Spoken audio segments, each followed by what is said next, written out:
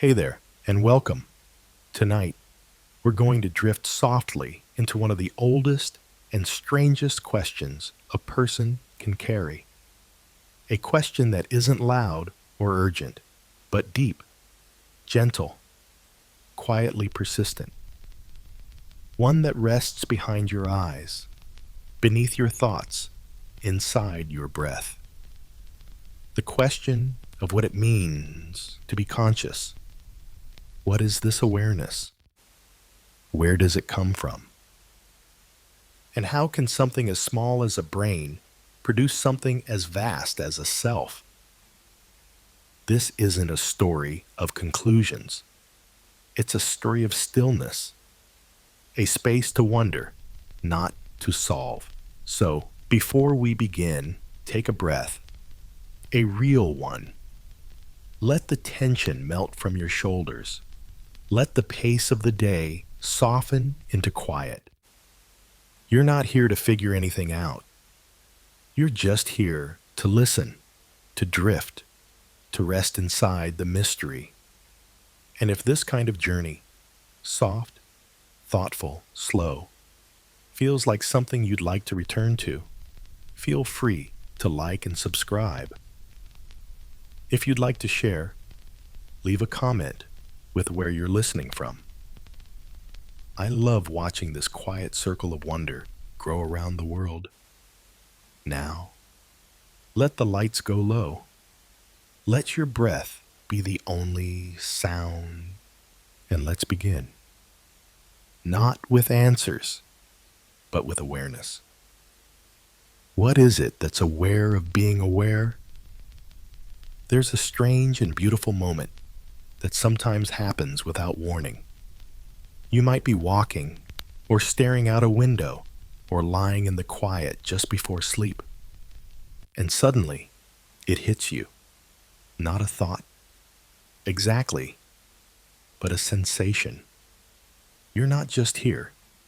You're aware that you're here. Aware that you're thinking. Aware that you are you. And when that moment arrives, everything shifts. It's like catching your reflection in a mirror you didn't know was there. Familiar, but also a little eerie. You notice yourself noticing. You think about your thinking, and you realize something inside you is watching. Softly, constantly, without form or voice. Just awareness. What is that? That flicker of presence. That quiet observer. That thing that isn't your name or your face or your voice or even your thoughts, but seems to be behind all of it. Is that your mind? Your soul? Your brain? Your consciousness? And if so, where does it come from? Science tells us that your brain is made of cells, about 86 billion of them. Neurons connected by synapses, firing tiny electrical signals across tiny gaps. It's beautiful. It's complex. But on its own, it doesn't feel like enough. Because electricity is just electricity. Chemicals are just chemicals. So, how do these tiny sparks give rise to something that feels? Something that experiences? Something that knows? Something that says, I. That's the mystery. The one we carry quietly every day. The one we rarely pause to hold. Because consciousness is so close to us, we forget how strange it is. We swim in it like fish in water. We think, we feel, we remember, we imagine, but we don't know how or why it works, or where it really begins, or if it ends. Philosophers call this the hard problem, not because it's unsolvable, but because it's slippery. You can scan the brain, you can trace neural pathways, But no matter how far you look, you can't find consciousness like a structure. It's not located in one part. It doesn't weigh anything. It has no shape. And yet, it is the most real part of your experience. You are aware, and that awareness is aware of being aware. It's like a light that shines on everything else, but can't shine on itself.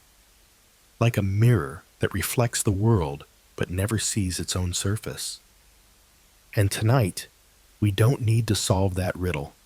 We just need to sit with it, to feel its softness, its depth, its strange, quiet beauty. Because in that act of noticing, you're doing something ancient, something sacred. You're not just thinking, you're being. You're remembering that behind all the doing, all the moving, all the names and roles and thoughts, there is stillness. There is a witness, and that witness is you. So rest now, gentle presence. You don't need to hold on to anything. Just notice the noticing, and let that be enough. Try, just for a moment, to imagine your consciousness from the outside. Not your body, not your thoughts, but the pure you that's having the thoughts. The part of you that hears your inner voice, that watches your feelings, that remembers and reflects and pauses. It's almost impossible, because no matter how far back you pull in your imagination, you're still in there. You're still behind your own eyes, looking out. You can imagine standing in another person's shoes. You can imagine flying through space or shrinking to the size of a molecule. But you can't quite imagine being someone else watching yourself. You can't get out of your own awareness to examine it. You're always inside it. And that's one of the most mysterious things about consciousness.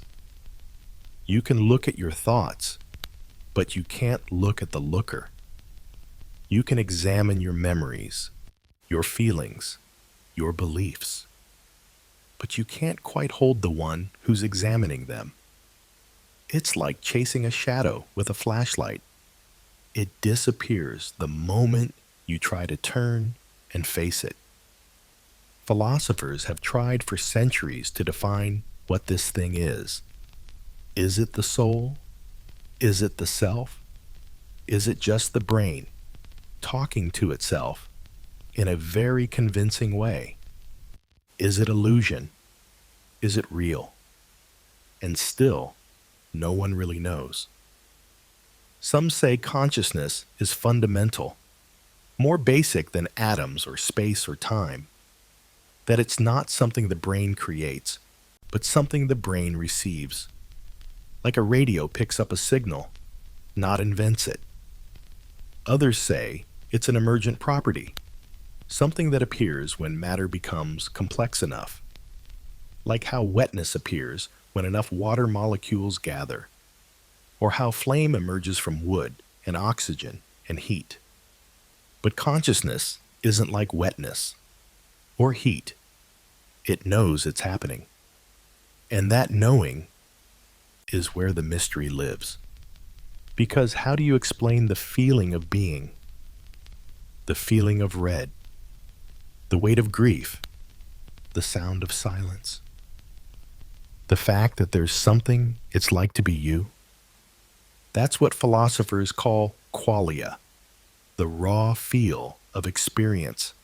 And no matter how detailed a brain scan becomes, it can't show you that. You can't see someone's consciousness. You can only know it from the inside. And that's the strange part. We have no proof that anyone else is conscious. Not really. We assume it. We feel it. But we don't see it. You've never stepped inside another person's awareness. You've never felt someone else's sadness as your own. Their joy, their colors, their breath. And yet, we connect, we sense, we listen, we reach out. Maybe because, in some way, consciousness recognizes itself. Maybe when you look into someone else's eyes and feel that flicker of presence, it's one light seeing another, one awareness nodding softly to the next. Maybe that's all life is, a web of lights that can't quite see themselves, but still shine. So tonight, don't worry about the mechanics. Don't try to pin it down. Just feel it. This quiet noticing, this breath inside your chest, this moment that is both yours and bigger than you. You are not just thinking. You are aware that you're thinking. You are not just alive. You are aware of being alive. And that awareness is the deepest mystery of all. Sleep now, gentle mirror. You do not need to reflect yourself. You already are, somewhere deep inside your skull, without you doing anything at all. Tiny cells are passing whispers back and forth. Neurons, about 100 billion of them, flickering, pulsing, humming with electricity. They don't know your name. They don't have personalities. They don't think in language, and yet, somehow, they make you. Your memories, your voice, your fears and hopes and dreams, your ability to read these words and hear your own thoughts as you do. All of it, built from biology. But how? You can look at a brain scan and see regions light up. This part processes vision. That part handles emotion. Another helps you speak. You can map circuits, measure signals, predict patterns. But nowhere in those cells do you find the self. You don't find the feeling of sadness, the taste of a memory, the aching pull of nostalgia. All you see is matter. So where in all those moving parts is the part that feels? Imagine you're dreaming. You're lying still, eyes closed, no light entering, no sounds touching your ears. And yet inside your head, entire worlds unfold. You might be walking through a house you've never seen, or talking to someone who doesn't exist. You might cry in a dream and wake with real tears, but your body hasn't moved. Your eyes haven't opened. It's all inside, and it feels real. That's the strangeness of consciousness. It doesn't just react to the world. It creates one. A dream world, a thought world, a sense of being you in a place with a past and a future. It takes neurons and chemicals and patterns and turns them into experience. And no one really knows how. Some neuroscientists believe that consciousness arises from the brain's integration of information, a constant weaving together of signals into something cohesive. Others believe there are deeper, perhaps quantum processes at work, processes that we haven't even begun to understand. Still others say that consciousness can't be explained by the brain alone, that it might be a field or a property of the universe itself. Whatever the explanation, here you are, lying still, breathing quietly, being aware of being aware. And that awareness isn't a machine.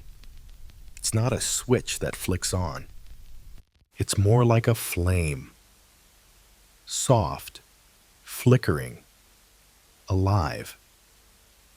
Think of it this way. Your brain is the hardware.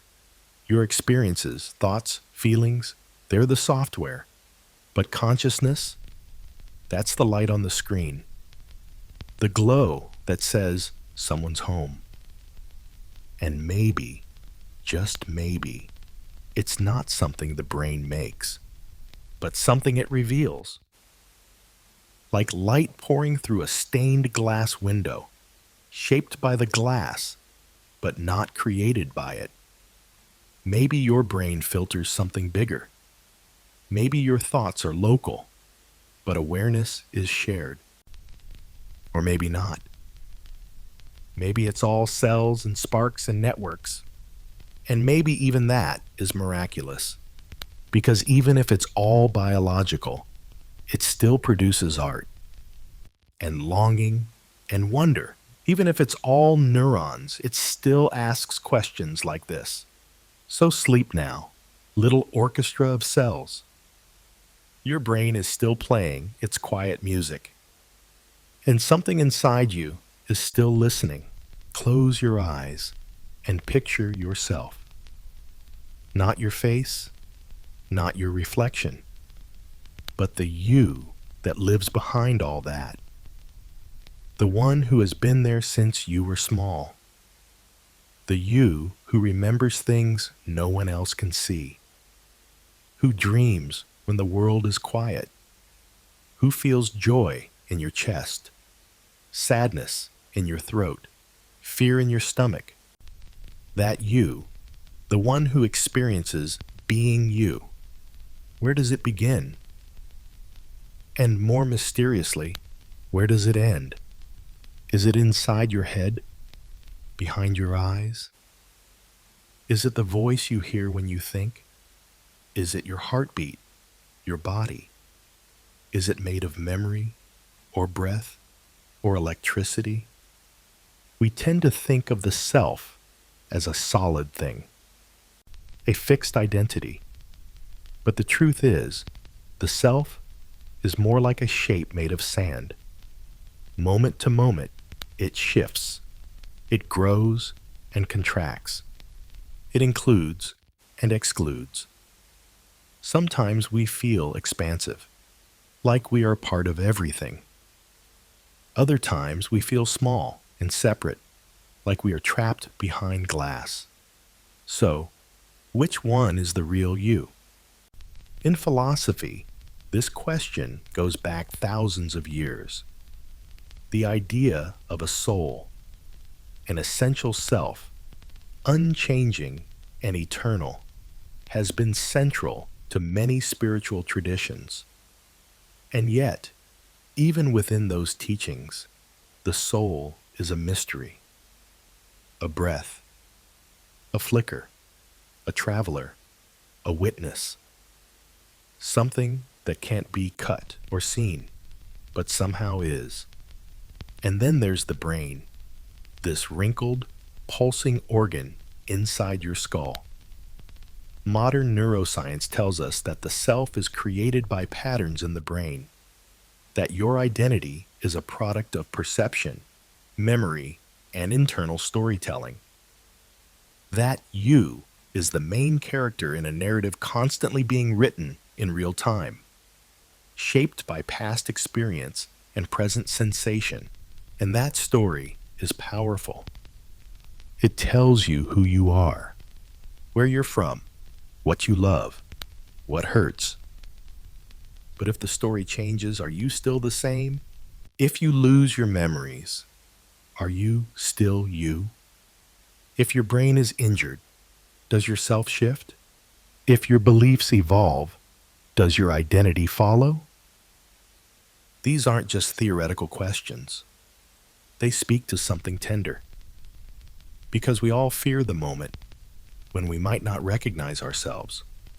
We all wonder what part of us is unchangeable. If there is anything at all that remains constant as everything else changes. And maybe there is. Maybe the self isn't the story, but the one who hears it. Not the thoughts, but the space they arise in. Not the emotions, but the field they pass through. That field, that presence, that still watcher behind everything, that may be as close as we get to the center of what consciousness is. The I am that exists before the sentence finishes. The simple awareness of being here, now, breathing. And if you let your attention settle into that awareness, without trying to hold on to anything, without needing to be anyone in particular, you'll find it doesn't need a name, or a role, or a past. It just is. Still, soft, spacious. The island of the self isn't made of land. It's made of noticing. It's not separate from the ocean of the world, but gently apart. Enough to watch, enough to feel, enough to care. And here's where things get even more mysterious. Sometimes we feel that boundary blur. In meditation, in love, in grief, in awe, in nature, in music, in deep sleep. We lose the edges of ourselves. We forget our names. And somehow that feels more real, not less. We feel bigger in those moments, not smaller. So which version is the truth? Are we separate, or are we one? Some traditions say that the self is an illusion, that our idea of me is a useful tool, but not a fact, that beneath it all, there is no you or me, only presence, only awareness, only the one. Others say the self is sacred, that each spark of consciousness is unique, eternal, and irreplaceable, that your unity matters not just to you, but to the whole. And maybe both are true. Maybe the self is both real and not real, both necessary and dissolvable, a wave and the ocean at once, a mirror that shows the world to itself. So what do we do with that? We be kind to it. We tend it. We rest in it when we are tired. We remember that we are more than our thoughts, and yet those thoughts are part of us. We let the self be a soft place, not a rigid shape. Because the self isn't a fortress, it's a home. And tonight, that home doesn't need to be defended. It doesn't need to be understood.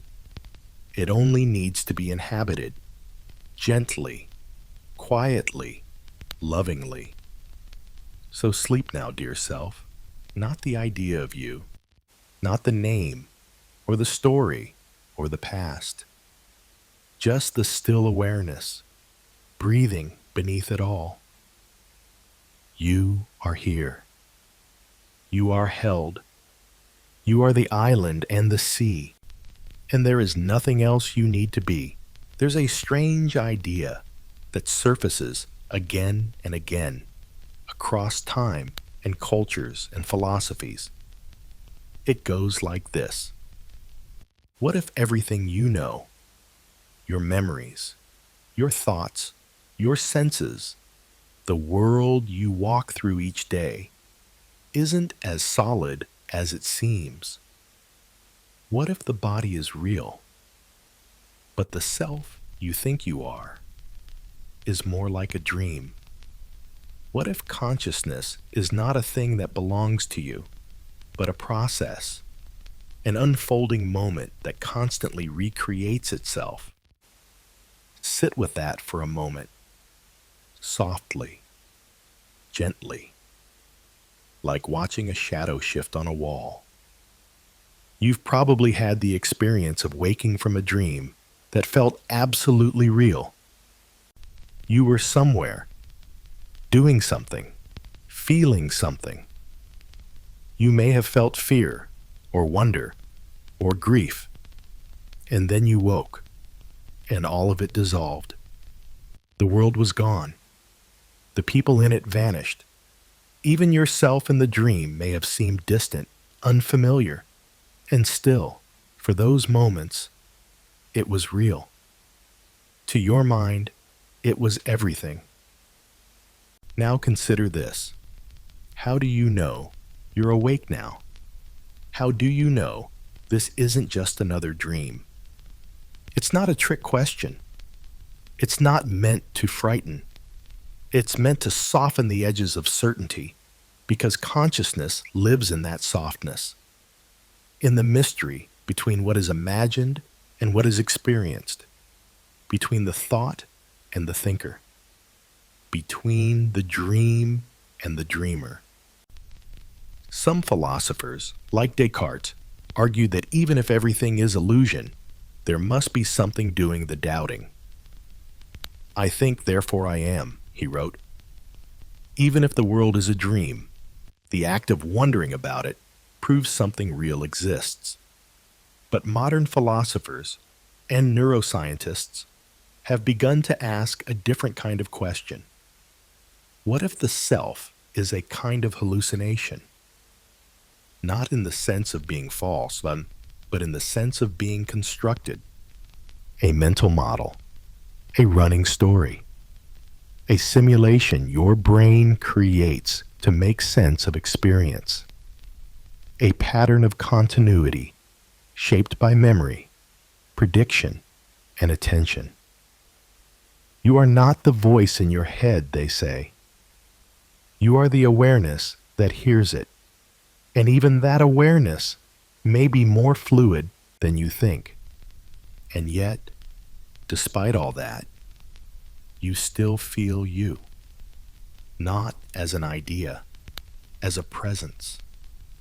That's what makes consciousness so strange. It cannot be grasped. It slips between definition and metaphor. It is both real and unprovable, both obvious and invisible. You feel it every second you're alive, and yet you can't show it to anyone else. It's the one thing you're sure exists, and also the one thing science still cannot fully explain. There are theories, integrated information, global workspace models, even quantum consciousness, but none of them yet explain why it feels like anything to be alive, why a brain doesn't just process data, but feels sadness, feels joy, feels love, feels itself thinking. And so some traditions say, maybe you are not consciousness. Maybe you are consciousness. Not a person with awareness, but awareness having a person. A dream dreaming itself. A witness playing out the form of a life for a little while, before returning to something formless. A drop of water, remembering for just a moment that it is the ocean in disguise. In certain Eastern philosophies, like Advaita Vedanta, there is no separate self, just one consciousness, appearing as many, like a single moon, reflected in countless puddles, rivers, lakes. The moon doesn't change, but the reflections flicker, shift, ripple with the breeze. They come and go, but the source remains. And if that's true, then you are not in the dream. You are the dreamer. You are the screen upon which the movie plays, the one who watches the watcher, the awareness before all names. So what does that mean in practical terms? It means that even when thoughts swirl and identities shift, there is a part of you untouched. It means you are not broken when you feel lost. You are not less when you change. You are not scattered when you forget who you are. Because beneath all of it, you are still watching. You are still aware. You are still here. And maybe that's enough. So sleep now, dreamer within the dream. Not to escape this life, but to remember the softness behind it. To touch the quiet center that holds it all. You are the witness, the story, the breath. And tonight, you are safe to let it all go. Because the dream will keep dreaming. And you will keep glowing quietly inside it. If you hold a stone in your hand and close your eyes, you can still feel its weight, its texture, its coolness. And somewhere inside your mind, a soft understanding forms. This is not me. The stone is other, separate. But what makes that true? Where is the line between what's inside you and what's outside? This question isn't just poetic, it's foundational to the mystery of consciousness. We tend to think of ourselves as contained. The self is in here, and the world is out there. But when you look closely, that line begins to blur. And the longer you sit with it, the more you realize it may not be there at all. Consider your skin. It feels like a boundary. The outer shell of your body, the place where the self stops and the world begins. But is that true? Your skin doesn't block out the world. It interacts with it constantly. Through warmth, through cold, through touch, through sensation. And all of that is turned into signals that travel inward, through nerves, to the brain, and from there, somehow become experience. So where is the experience happening? Is the warmth on your skin, or is it in your mind? Is the world out there, or is it always being recreated in here? Even the act of seeing is stranger than it seems. Light bounces off an object, enters your eye, is flipped upside down by your lens, and hits the back of your retina. From there, it's turned into electrical signals, sent through the optic nerve, and reassembled in the visual cortex. You're not seeing the world. You're seeing your brain's interpretation of light, and it doesn't stop there. Sound? It's vibrations, turned into pressure, translated into electrical pulses. Taste? Molecules dissolving and binding to receptors. Emotion? Chemical cascades. Touch? Waves of pressure, temperature, proximity. All of it, everything you think of is out there, is actually happening in here, inside the theater of the mind, not as raw data, but as experience, colors, sounds, feelings, thoughts, the entire world recreated moment by moment in a soft electrical hum inside your skull. So again, where do you end? Is your hand part of you? Your heartbeat? Your breath? What about your memories, your dreams? What about the person you love when they walk into a room and something in your chest changes? There's a theory in neuroscience called the extended self. It suggests that the self doesn't stop at the brain or the body. It includes the tools you use, the people you know, the spaces you move through. Your phone becomes an extension of your memory. Your home becomes part of your sense of safety. Your loved ones become part of your inner landscape. The boundaries are soft, porous, always shifting. And consciousness, whatever it is, flows across those boundaries like water. Sometimes you feel large, like you're connected to everything. Sometimes you feel small, like you're floating alone in a room made of skin and thought. But in both states, you are still you, still aware, still watching, even when you sleep, even when you dream. There are stories of people losing their sense of boundary entirely through meditation, through near-death experiences, through illness, through awe. In those moments, they describe a feeling of merging, of becoming one with everything, not metaphorically, but literally.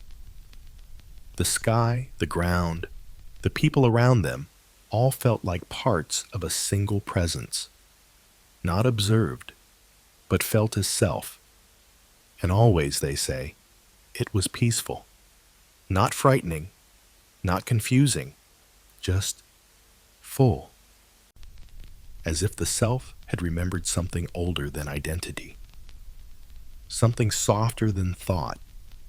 So what does this mean for you? It means the self is not fixed. It's not a prison. It's a lens, and lenses can shift. When you feel lost, when you feel scattered, when you feel cut off, remember that the boundaries are not real. You are not a separate island. You are a current in a larger ocean. You are not stuck inside your head. You are in the light you see, in the voices you hear, in the way the world leans gently toward you and waits to be known. You are a field of awareness. Not a thing, but a process. Not a wall, but a window. So let the window stay open tonight. Let the sounds soften. Let your breath deepen. Let the room around you become part of you as you become part of it. Sleep now, boundaryless mind. You are not just inside this body. You are also in the quiet that surrounds it. You are also in the stars outside the window. You are also in the dream you have not yet entered. And it is all part of you, all the way through. There is something quietly astonishing about the fact that you are aware right now. Not just alive, not just breathing, but aware, able to notice your thoughts, able to watch the passing of sensations and sounds and ideas through the space of your mind. That awareness is so close to you, so constant, so familiar, that it's easy to forget how miraculous it is. You have never been without it. Even in sleep, even in dreams, even in the fading edges of anesthesia or unconsciousness, some part of you has always returned to wakefulness, to presence, to this light behind the eyes that silently says, I am here. And yet, what is that light? What is it that looks out from behind your face and sees the world, not just as shapes or information, but as experience? You don't just register the color red, you see it. You don't just process music as data, you hear it. You don't just know that something hurts, you feel it. And no one, not science, not philosophy, not art, can fully explain why. Why should matter feel? Why should a network of neurons produce something as strange and beautiful and unknowable as self-awareness? Some thinkers have proposed that consciousness isn't something the brain does, but something more fundamental, something baked into the very structure of reality itself. They call this panpsychism, the idea that everything, in some faint and primitive way, has awareness. Not thoughts, not identity, not personality, but experience. A kind of flicker, a glimmer of presence. And if that's true, then consciousness doesn't arise from the brain like fire from a match. It is revealed by the brain like light through a stained glass window, shaped and colored by its form. Others have suggested that the brain constructs consciousness from complexity, that when information is processed in a certain dense and interconnected way, like in a human brain, awareness simply emerges. But even this does not explain why there is something it is like to be you. Because no matter how sophisticated a machine might become, no matter how many sensors or algorithms or circuits it contains, we still do not know how, or if, it ever crosses that invisible threshold into awareness. That leap from mechanism to mind, from function to feeling. And so we are left again with a mystery, but not an empty one. A mystery that is full of thought and breath and feeling, full of color and memory and longing, full of questions that deepen the more we ask them. You are not looking out at the world from nowhere. You are looking out from this warm, humming space behind your forehead, where thought and emotion swirl together in a quiet storm of presence. You are not just watching. You are the watcher, and the watched, and the space in between. You are the light behind the eyes, and you always have been. Think about this. No one has ever seen your consciousness but you. No one has ever felt your experience.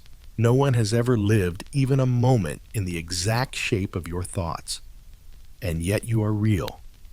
More real, perhaps, than anything else. Because even if everything around you were to vanish, even if the world turned out to be an illusion, even if your memories were scrambled and your senses deceived, the fact of your awareness would still remain. You would still be here, watching, noticing, being. That is what some call the most undeniable truth. The one thing you can't doubt. That you are experiencing something, even if it's just uncertainty, even if it's just breath. So what does this mean in the quiet dark of a night like this? What does it mean for you lying there, letting the world fall away, one thought at a time? It means that you do not need to chase answers right now. You do not need to explain your experience, or justify your awareness, or fit yourself into some theory or framework. You only need to be. Because the fact that you are aware is already a miracle, already a mystery worth honoring, already more profound than anything we could ever fully explain. So rest now, soft flame. You are not your thoughts. You are not your feelings. You are not your name, your past, your plans. You are the light that sees them, the field in which they rise and fall like waves, the sky behind the clouds, the mirror that reflects without effort, the stillness that remains, even when everything else changes. You don't need to do anything. You don't need to go anywhere. The light behind your eyes is enough. It has always been enough. And as you drift into sleep, into silence, into that gentle place where thought softens and breath slows and time stretches out like a long, warm horizon, know this: the light will still be with you, watching, resting, being. The light behind your eyes is the quiet witness to your dreams, the soft answer to your questions, the part of you that never needs to be fixed or improved or named. It simply is. And tonight, that is more than enough. Sleep now, gentle presence. You are here. You are aware. You are the mystery itself. Imagine sitting perfectly still in a quiet room, eyes closed, with no one around. No sound, no speech, no distractions. Just you. And yet, even in that silence, something keeps happening. Thoughts arise. Words. Images. Ideas. Some of them are clear. Others are fragments. Some seem important. Others strange. And in the middle of all that, there is a voice. The inner narrator. The one that talks without being invited. The one that says things like, "I'm tired. What was that noise?" Or, "Why did I say that earlier?" And we take it for granted that this voice is us, that this running stream of inner commentary is the real self. But is it? Because if you really start to pay attention, you'll notice something odd. The thoughts keep coming, even when you wish they wouldn't. They often repeat themselves. They contradict each other. They talk over each other. They echo things you've heard others say. They judge, they analyze, they worry. But you, the part that watches the thoughts, aren't quite the same as the thoughts themselves. There is a space between the voice and the listener, a soft gap. And that gap might be the most important part of consciousness. It's the part that lets you notice, I'm thinking. The part that can say, this thought is here, instead of just being swept away by it. And once you see that, something opens, something loosens. You begin to wonder, if I can observe my thoughts, are they really me? Some traditions say no, that what we call the mind is a tool, not a truth, a brilliant storyteller, a pattern-making machine, a meaning maker, but not the source of consciousness, just its expression. The mind, in this view, is not the king, but the messenger, not the soul, but the surface. And when we forget that, we suffer, because we believe every thought we think. We become trapped in the story. We identify with the ghost in the thought. But the awareness, the silent field behind all that, is not a story. It has no language. It simply sees. In meditation, this becomes clear. When you sit quietly and just watch your thoughts arise and pass like clouds across a wide sky, you begin to feel that you are not the clouds. You are the sky. You are the space they pass through. And in that space, there is peace. Because nothing needs to be pushed away. Nothing needs to be clung to. Everything comes. Everything goes. And you remain. Now think of all the thoughts you've had today. The worries, the plans, the judgments, the memories. How many of them were chosen? How many simply appeared? And yet, behind all of them, you remained aware. Even in your worst moments. Even in confusion or pain or exhaustion. There was still some quiet part of you that noticed, that stayed, that held the space. That's the part that isn't moved by thought. The part that doesn't need to explain or fix or defend. It's not personal. It's not dramatic. It's just presence. And it might be the closest thing we ever touch to what we call the soul.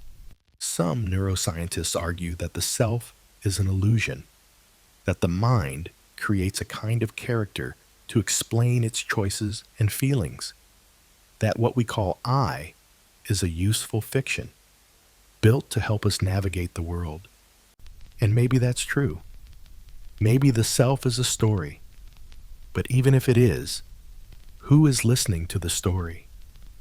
That listener is real. That listener is here. And it has no age, no size, no shape. It's not bound to a name. It doesn't change when your mood changes, or when your job changes, or when you forget something important. It just watches. It just is. Even now, as these words land softly in your awareness, there is something behind the words, still and silent and unmoving. The ghost in the thought. The light behind the language. The one who doesn't speak, but hears everything. You do not need to fight your thoughts tonight. You do not need to make them go away. Let them drift through your mind like wind through an open window. Let them come and let them leave. Don't follow them. Don't resist them. Just watch, gently, lovingly, without judgment. Because you are not your thoughts. You are the space they echo through. And that space is vast. That space is kind. That space has been with you since before you had words to name it.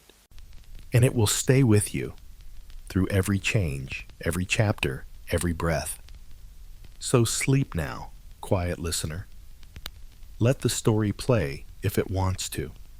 Let the mind wander if it needs to. You do not need to understand it all. You do not need to fix anything. You are not the voice.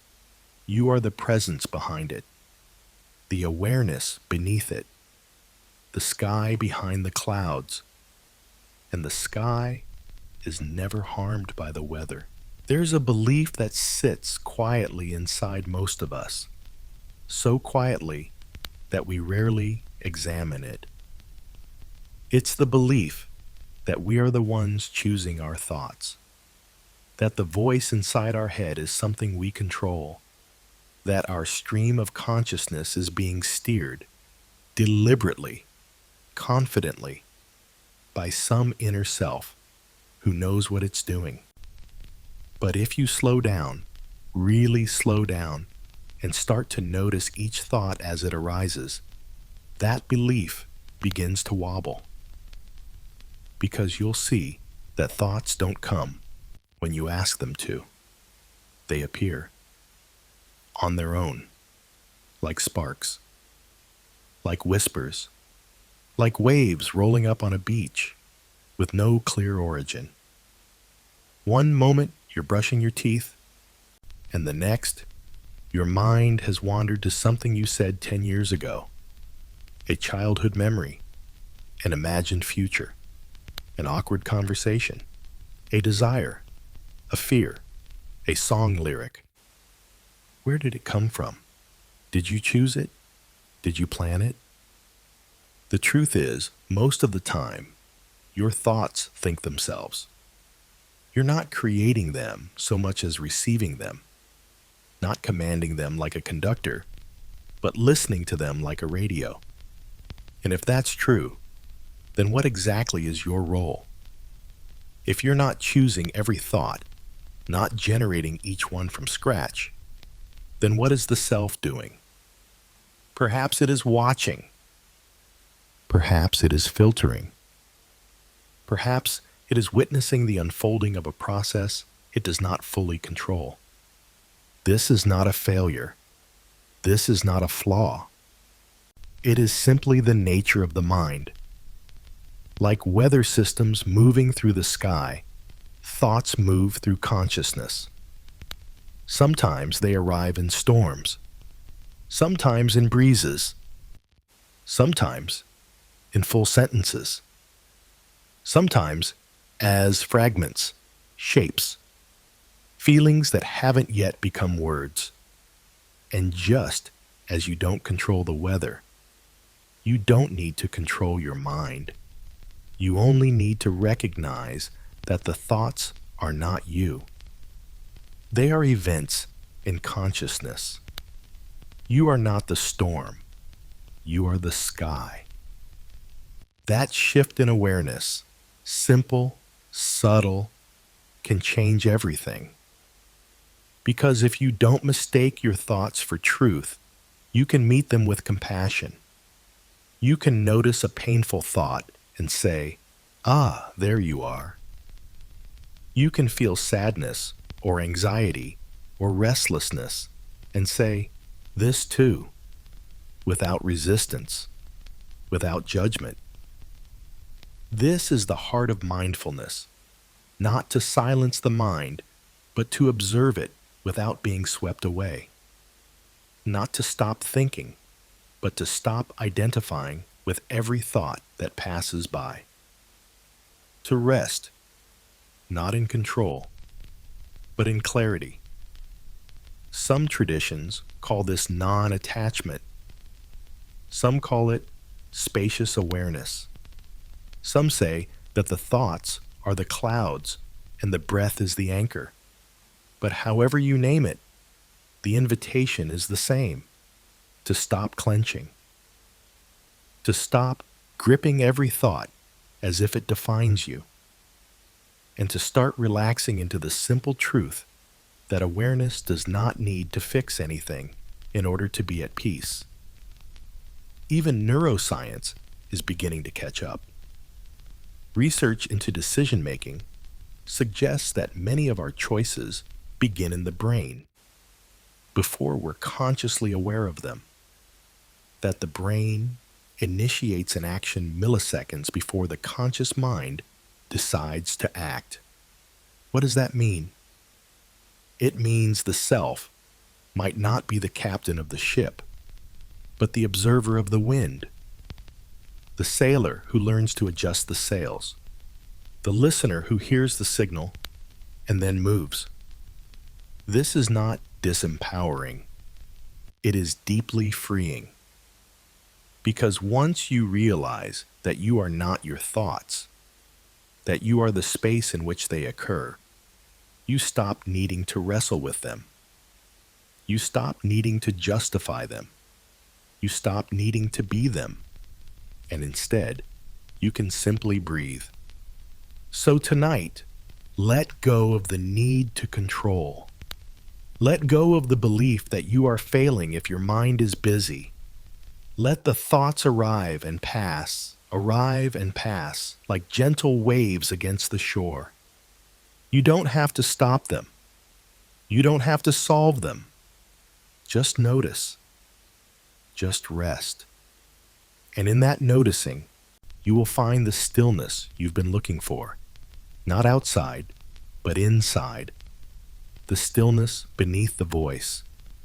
The stillness behind the mind. The stillness of being itself. Sleep now. Quiet witness. You are not the storm. You are the sky. And the sky does not try to control the weather. It simply holds it patiently until the clouds pass. And they will pass. They always do. There's a thread that runs through your entire life. Quiet and nearly invisible, but always there. A single line that stretches from your earliest memory to this very moment. It isn't a fact, or a belief, or even a thought. It's not a role you've played, or a name you've been called. It's something older, softer, still. It is your awareness, the part of you that has always been watching. Think back, if you can, to a childhood moment. Not just the event, but the feeling of it. The sun through the window, the shape of a room, the way time moves slowly. The thoughts you had may have been different. The world may have been smaller. Your understanding was new. But even then, some part of you knew you were alive. Some part of you was already watching, already aware. Now think of all that's changed since then. Your face, your body, your voice, the things you love, the things you fear. You've grown, you've lost, you've learned, and still something has remained the same. That same presence, that same witness, the eye that says, I am. What is that? It doesn't think in words. It doesn't speak loudly. It doesn't need to. It just notices. When you're sad, it notices. When you're laughing, it notices. When you feel lost, it's not the part that's confused. It's the part that quietly holds space for the confusion. When you're asleep and dreaming, awareness flickers there too. Strange places, strange people, strange logic, and yet you are still there. The witness, wandering behind the dream. And even in deep sleep, when thoughts fade and stories dissolve, awareness does not fully vanish. Because something wakes again in the morning. Something knows that it has returned. I was gone, you might say, but now I am here. But really, you never left. You were simply resting in the quiet behind experience. You were simply not focused on the world. Awareness was still there, waiting, watching, resting. Some people discover this during moments of crisis or stillness, a car accident, a loss, a long, silent walk. Suddenly, time slows, and they become aware of being aware, as if their attention had turned inward and the surface self dissolved. What's left is presence, not emotion, not thought, just presence. Other people find it through meditation, sitting, breathing, letting go.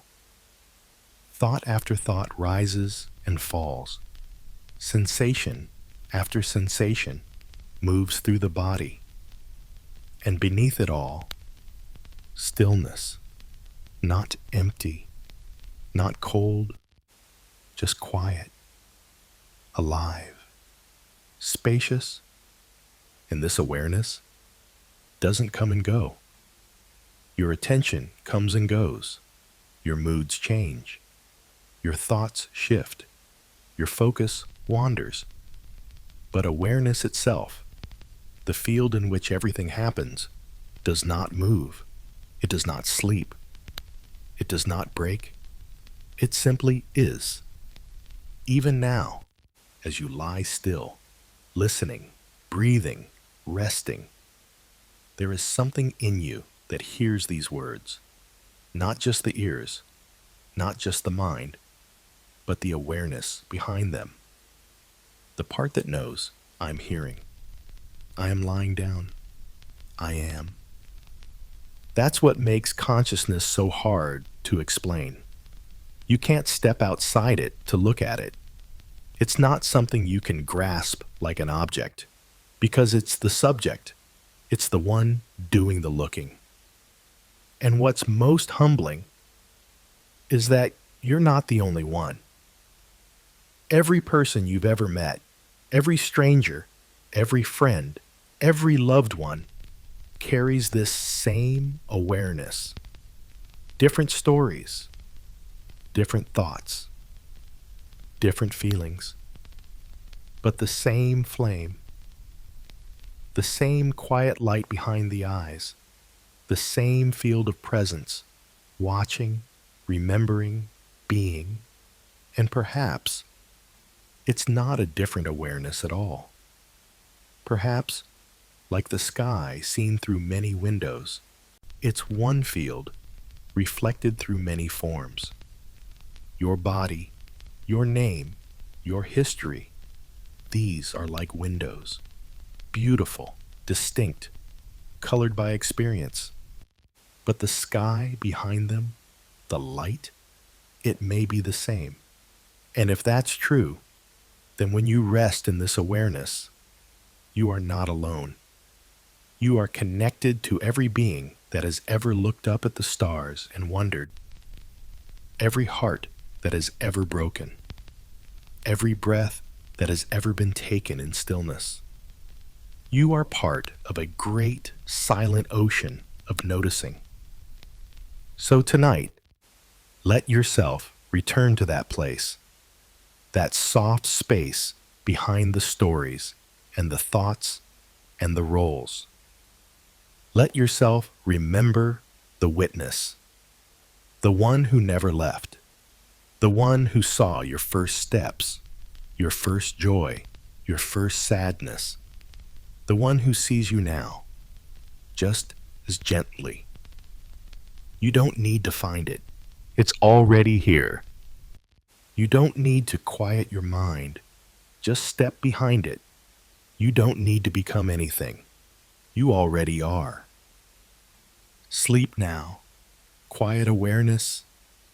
The world may change. The mind may wander. But you will still be watching. And you will still be held.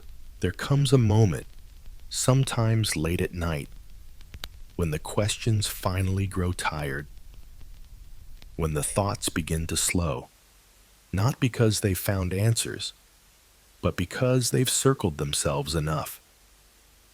When the mind, busy and brilliant, softens its grip just a little, and something deeper begins to surface. Not a solution, not a conclusion, just stillness. And in that stillness, there is peace.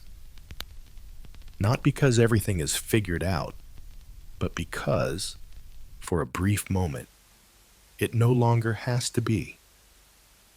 This chapter is about that moment, the one just before sleep, the one beneath understanding, the one where you are no longer trying to find out who you are, or how the mind works, or where awareness begins. You're just here, breathing, listening, being, and that is enough. The mind is a tool, a marvelous one. It solves problems, creates stories, remembers the past and imagines the future. It builds language and meaning and structure. It maps the world so we can move through it safely. But it was never designed to understand itself fully. It was never built to hold the whole of awareness in its hands. It is a part of consciousness, not the whole thing. A character, not the author. And when the mind tries to explain the mystery of its own source, it spins, it stretches, it loops. Like a mirror trying to reflect itself, it can only see fragments, reflections of reflections, thoughts about thoughts, but never the whole, never the quiet presence behind the thinking. So what happens when we stop trying to force it? What happens when we allow the mind to rest? When we stop demanding that it define awareness, or prove the self, or locate the soul? What happens is something tender, something soft, something holy. The thoughts begin to untangle. The questions grow quiet. And what's left is space. Not emptiness, not absence, but space. Wide, open, gentle. A space where nothing needs to be known. Nothing needs to be held. A space where being itself is enough. Some spiritual traditions describe this as surrender. Others call it grace. Others call it presence. But you don't need a word for it. You've felt it before, in moments of awe, in love, in deep rest. That feeling of the world widening, of time pausing, of the self softening until it's not a thing, but a field, until you're no longer a separate mind observing the moment, but the moment itself, being aware of itself, the breath that breathes, the stillness that sees, the silence that hears. And in this space, peace does not come from knowing. It comes from not needing to know. Peace comes from releasing the grip on identity, the grip on understanding, the grip on control. It comes from floating for just a while in the mystery, letting it hold you, letting it rock you like water, letting it remind you that awareness is not something you earn. It's not something you find. It's what you are when everything else is allowed to fall away. So what if tonight you gave yourself permission to fall away a little, to release the need to track every thought, to follow every thread, to name every feeling? What if you allowed yourself to dissolve, not in fear, but in gentleness, to melt into the bed, into the dark, into the breath, to stop performing awareness and just be it? There is nothing you need to protect here, nothing you need to define. Your thoughts may come and go. Let them. Your breath may rise and fall. Let it. You do not need to direct it. You do not need to interfere. The mind will do what it does. The heart will do what it does. And you who is watching, can just rest. There is an old saying in the Zen tradition, the snow falls, each flake in its place.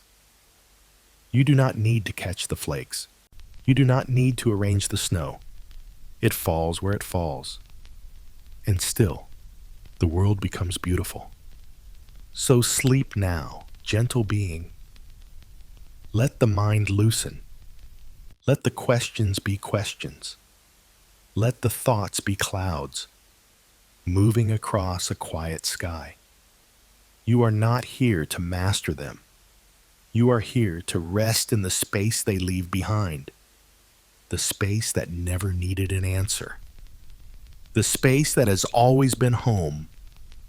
You are awareness, before the thought, beneath the feeling, behind the name. You are not the one thinking. You are the one being, and that is enough.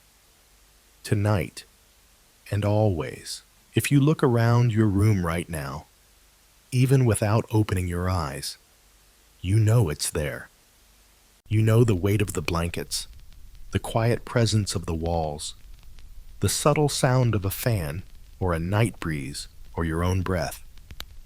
These things seem obvious, solid, real. But the truth is, you don't experience the world directly. You experience it through awareness, through consciousness. It is not the room you know, but the awareness of the room. Not the breath, but the felt sense of breathing. And when you see the world through that lens, something strange and quiet begins to unfold. You realize the foundation of your experience isn't objects or thoughts or sounds. It's the space that holds them. And that space is you. It's easy to believe that the world exists out there, separate and whole, waiting to be seen. But everything you experience, all the colors, all the shapes, all the sensations, they happen in here, within the field of your awareness. That doesn't mean the world isn't real. It just means your experience of it is relational, a co-creation a meeting place between what is out there and what arises in here. And the meeting point, the place where experience happens, is consciousness. That's the strange truth of it. Consciousness is not something added on to the world. It is the medium through which the world appears, like water to a fish, like light to a window, like silence to a bell. It's easy to forget that because it's always there. It's too close to notice, too constant to be questioned. But everything you've ever known has appeared inside this one vast space of awareness. Every voice, every thought, every sound, every memory. And that makes consciousness not just a part of your experience, but its ground, its floor, its sky, the invisible background without which nothing could appear at all. Some physicists and philosophers have begun to ask, what if consciousness isn't something that emerges from the brain, but something that underlies all things? What if matter itself is shaped by a deeper awareness? Not human awareness, not selfhood, but a kind of fundamental knowing woven into the structure of reality itself. Not awareness of something, but awareness as something. A kind of field, a quiet intelligence. The possibility for experience, even before there is anything to experience. These are not new ideas. They've been whispered in ancient teachings for thousands of years. In Advaita Vedanta, awareness is the true self, unchanging, formless, eternal. In Mahayana Buddhism, emptiness is not absence, but openness, the space that allows all things to arise. In Christian mysticism, God is not just a being, but being itself. Not a watcher in the sky, but the light through which all things are seen. And in all these paths, there is a common thread, the suggestion that what you truly are is not the contents of awareness, but the field that contains them. And that field, it never breaks. It never ages. It is not improved by thought or diminished by pain. It simply holds, lovingly, without grasping, without judgment, without end. And so tonight, as you lie here, as your thoughts begin to slow and your breath deepens and the shapes of your day dissolve like mist, you do not need to reach for anything. You do not need to become anything. You are already the space that allows this moment to unfold, the presence that says yes to whatever arises, the openness that gently receives it all and asks nothing in return. Even the desire to understand consciousness, that too is held in awareness. Even the question, what am I, arises within the very thing it tries to describe.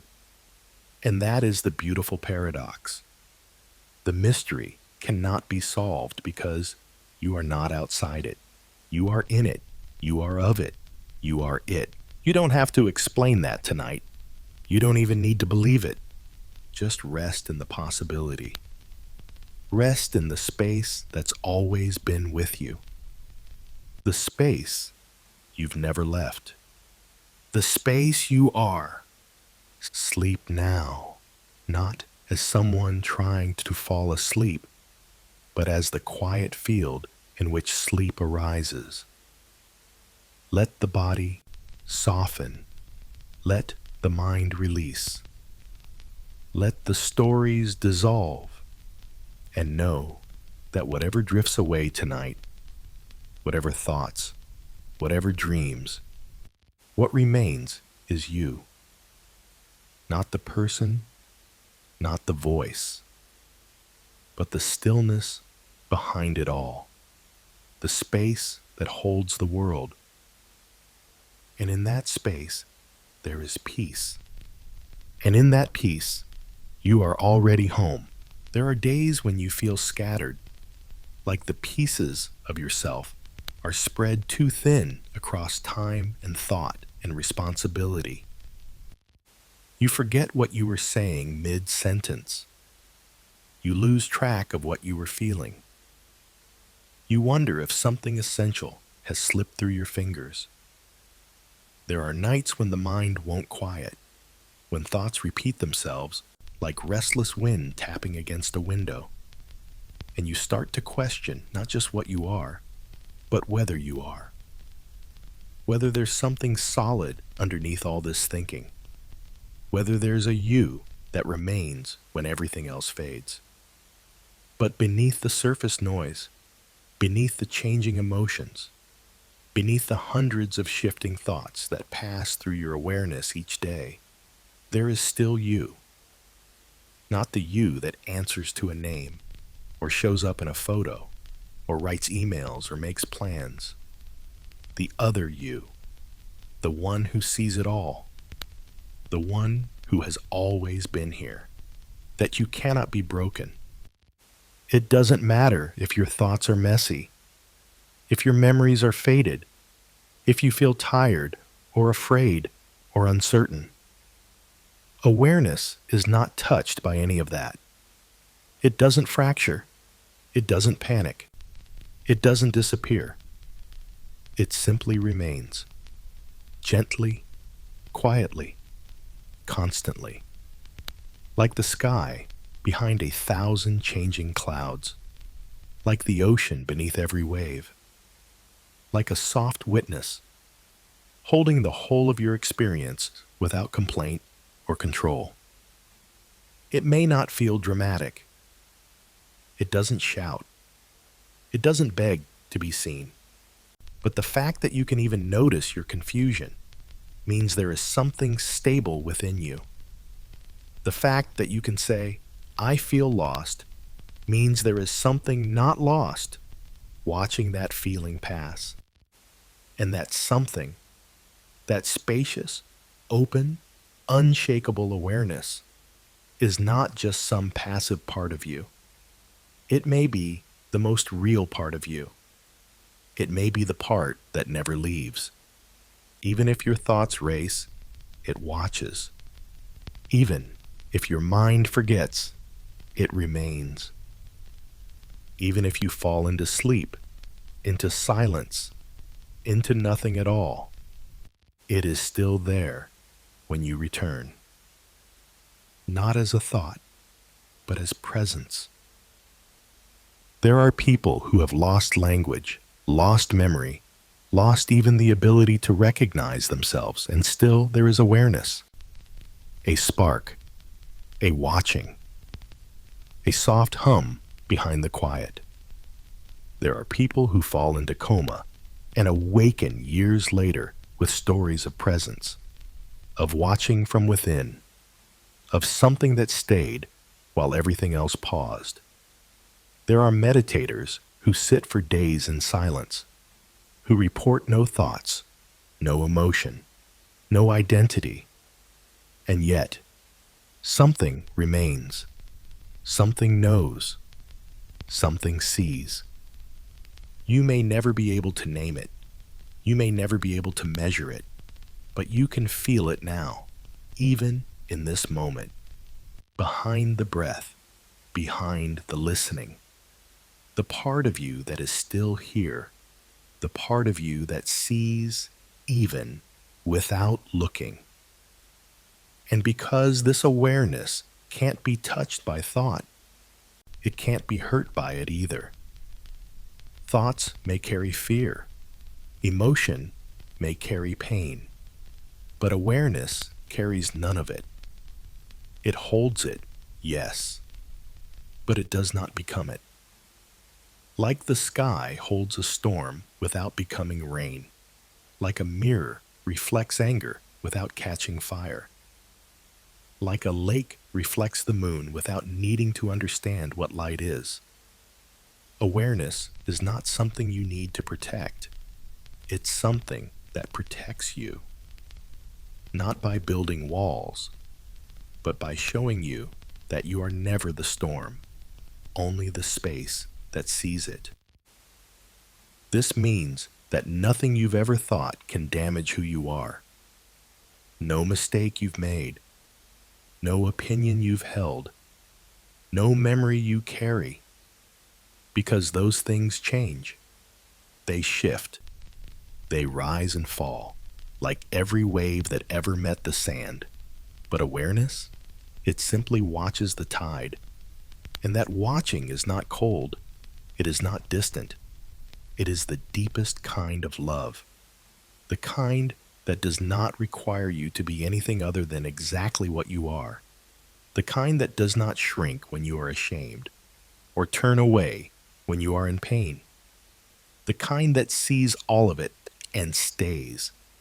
So tonight, let yourself be seen. Not by the world, not by others, but by that quiet presence behind your own eyes. The one that has never abandoned you. The one that does not need you to fix yourself, or explain yourself, or do anything at all except rest. Let go of trying to be the thinker. Let go of trying to be the doer. Let the mind unravel like thread in warm water. Let the breath return to its grave, slow, steady rhythm. And remember, you are not a machine broken by overuse. You are not a puzzle missing a piece.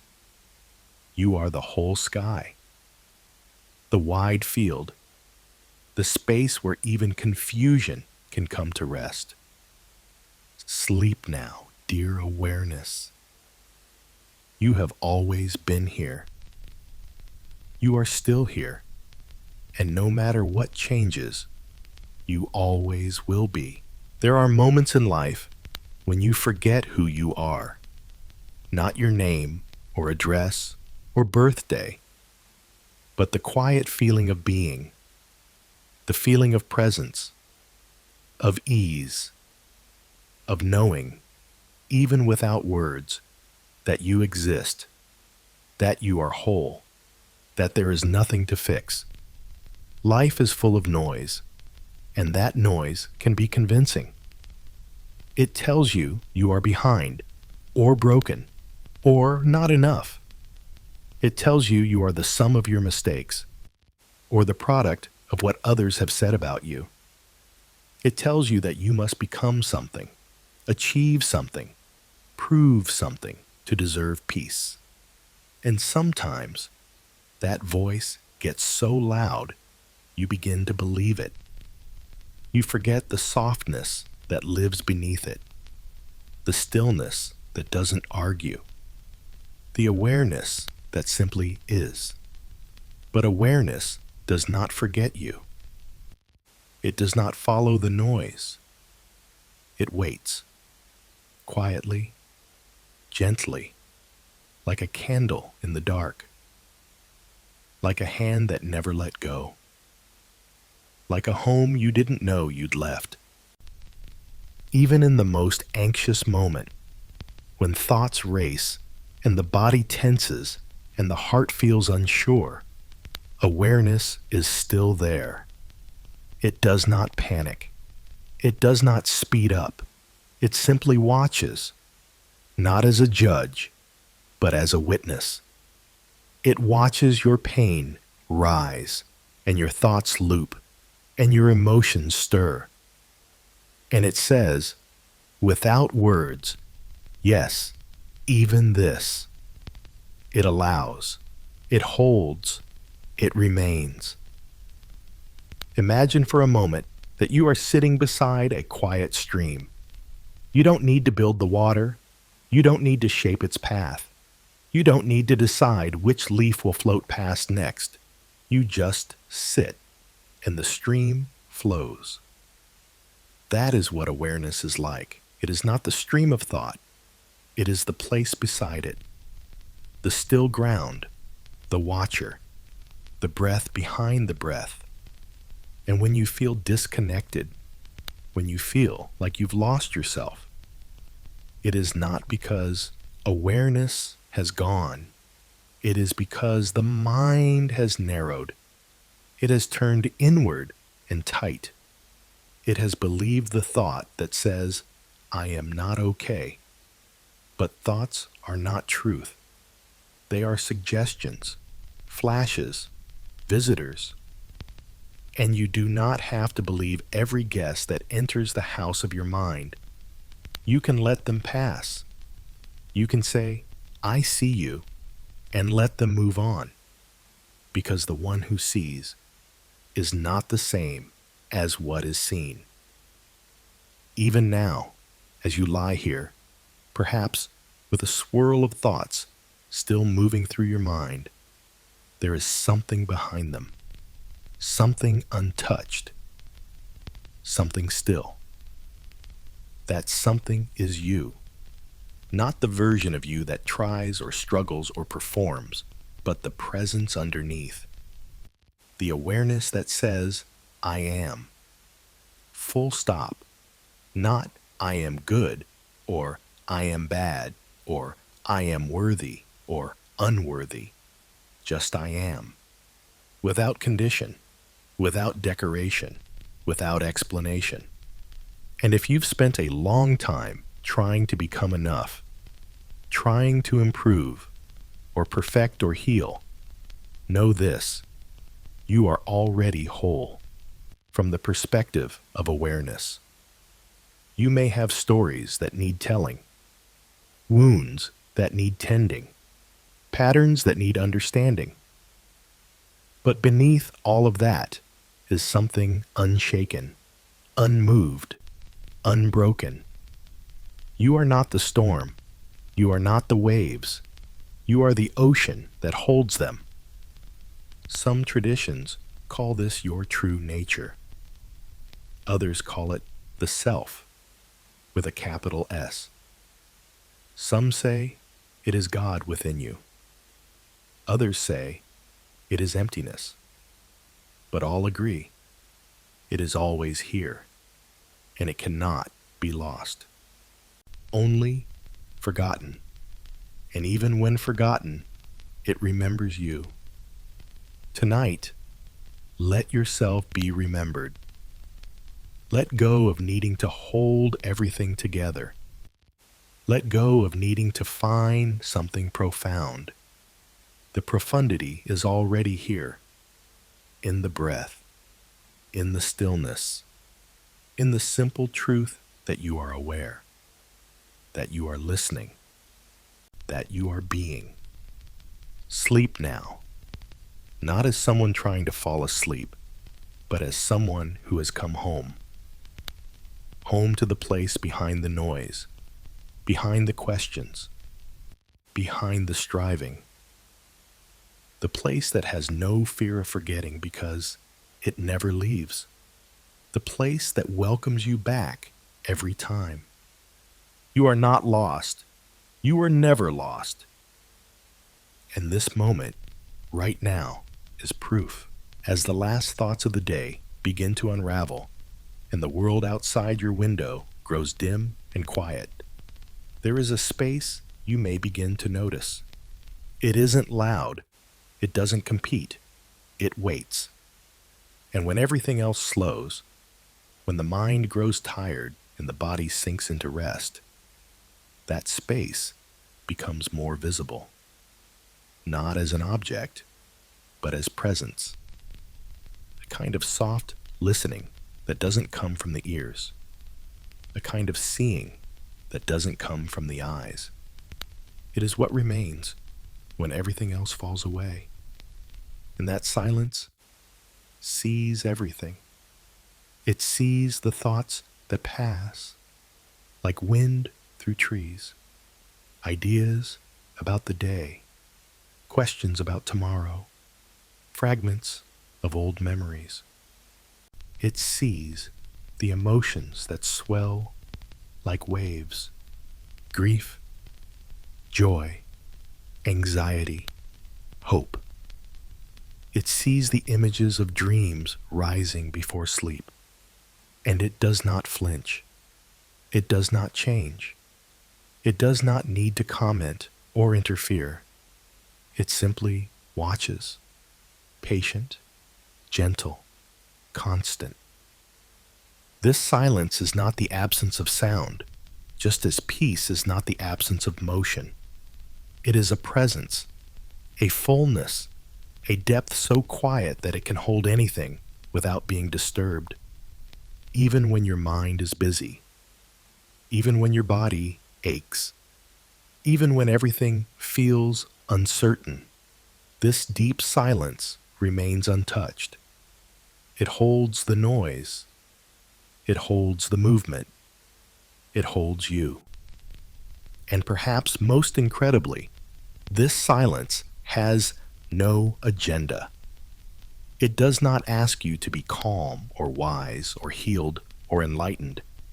It does not require you to understand it. You don't need to be spiritual to feel it. You don't need to be experienced to find it. You don't need to do anything at all. Just rest. Just notice. Just let go. Have you ever noticed how, when you stop trying to be aware, awareness grows? When you stop trying to quiet the mind, it softens on its own. That's because the silence isn't something you create. It's something that's already here, beneath the surface. It's not something you earn by effort. It's something you return to by releasing effort. Imagine a lake. On its surface, there are ripples, stirred by wind and rain and passing boats. But at the bottom, the water is still, clear, undisturbed. That's what this inner silence is like. No matter what's happening above, on the surface of thought, or sensation, or experience, there is always a stillness beneath. And that stillness sees. It sees without judgment. It sees without fear. It sees even when you don't know you're being seen. When you're in pain, it sees. When you're confused, it sees. When you're tired, it sees. Not like a camera, but like the night sees the stars. Quietly, faithfully, without needing to change a thing.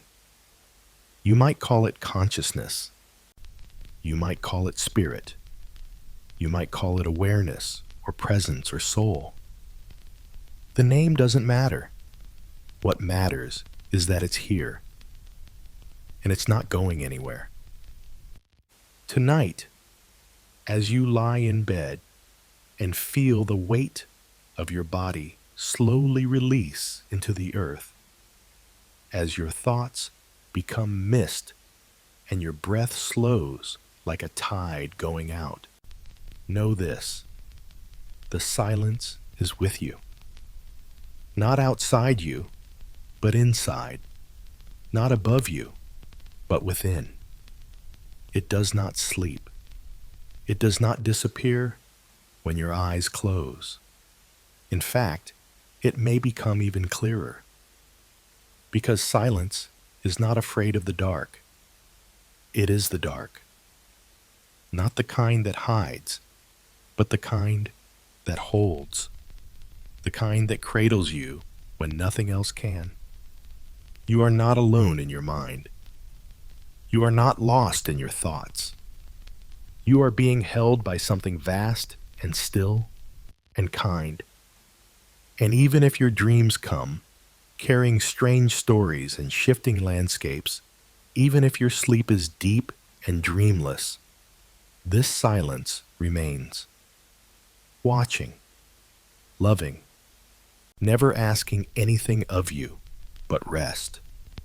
So rest, not as someone escaping the world, not as someone turning away, but as someone falling into the softest part of themselves, the quiet that has no edges, the seeing that needs no eyes, the presence that waits for you, always, just beneath the noise. Sleep now. You are not your thoughts. You are not your worries. You are not even your mind. You are the silence that sees them. And that silence is sacred. And that silence is home. When your eyes close at night and your body begins to loosen its grip on the day, you are not disappearing. You are not shutting down like a machine. You are not being turned off. Something very different is happening. Something quietly profound. You are shifting. The outside world grows distant. The clock loses its weight. Time softens. Space bends. The voice of the mind becomes more fluid, less predictable. And soon, the images begin. A staircase that leads nowhere. A familiar face in an unfamiliar place. A sky that changes color like breath. A story that tells itself without rules. You are dreaming, and yet, even in the dream, there is someone there, watching, feeling, being. That someone is you. Or rather, it's the part of you that doesn't sleep.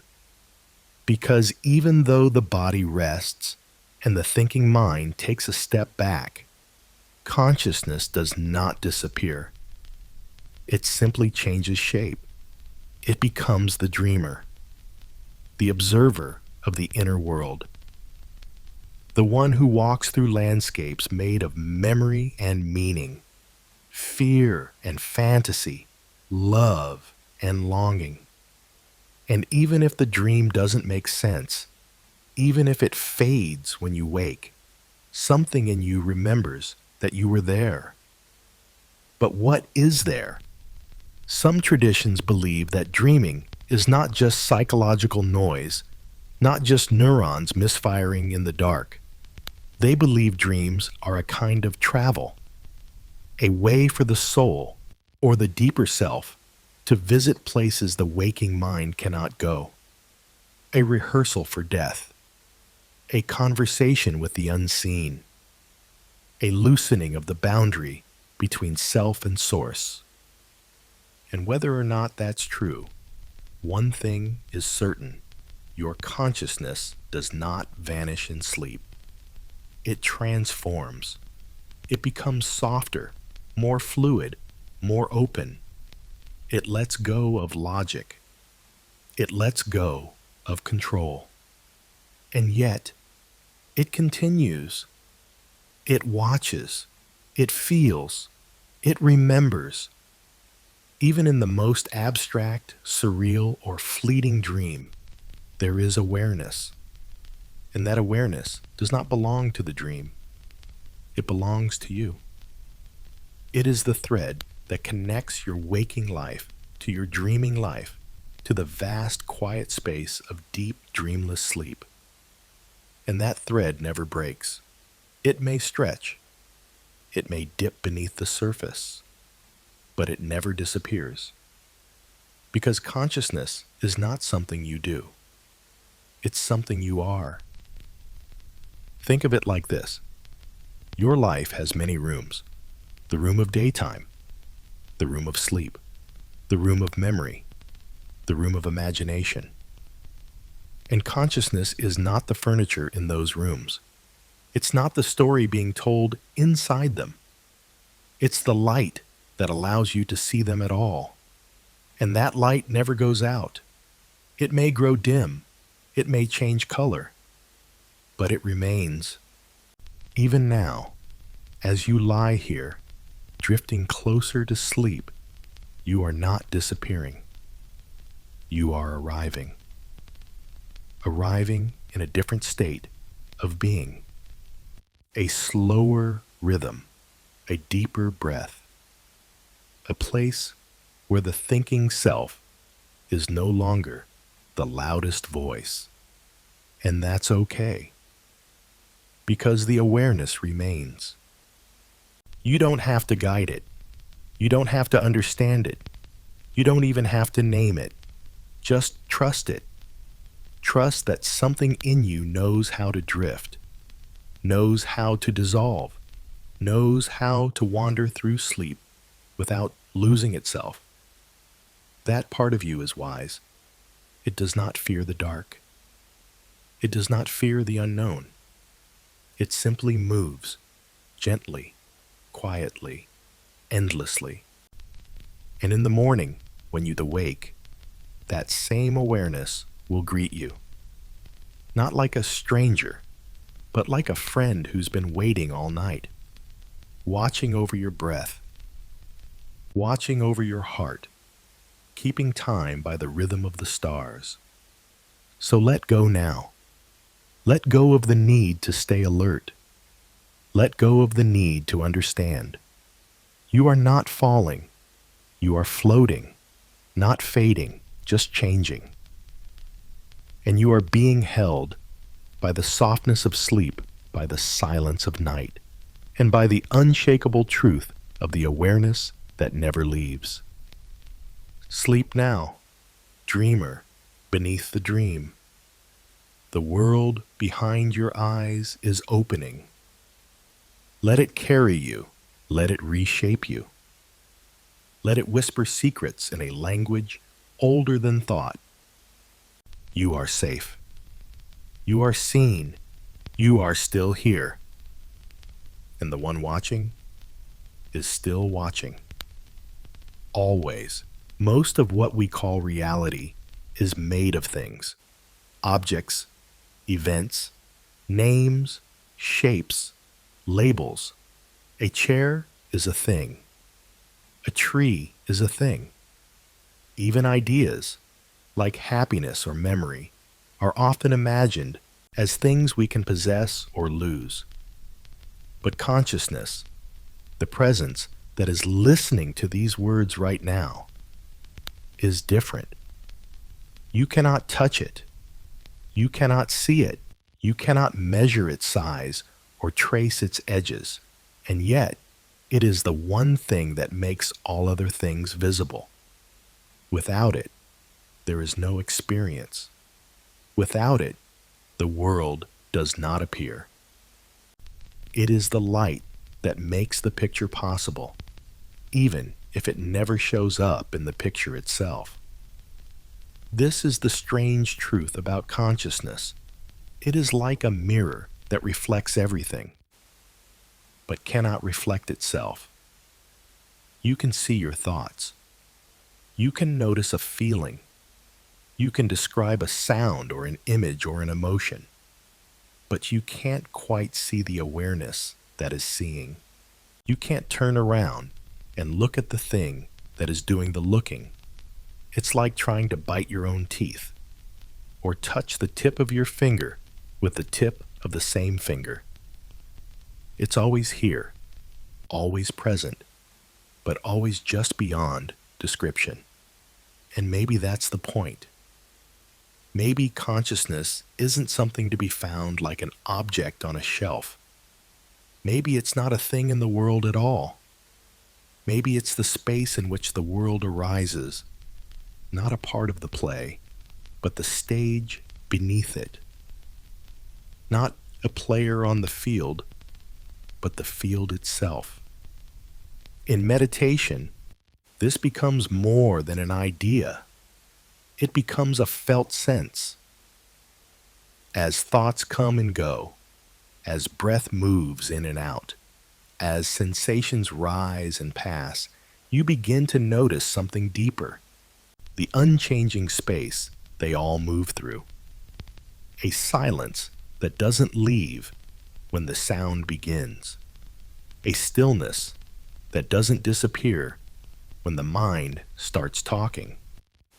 A vastness that holds it all without grasping, without needing, without pushing anything away. This space is not empty. It is full of everything. It's not cold. It's warm with the glow of presence. It's not distant. It's as close as your breath. closer even. It is the you that has no shape, the self that has no story, the awareness that has no name.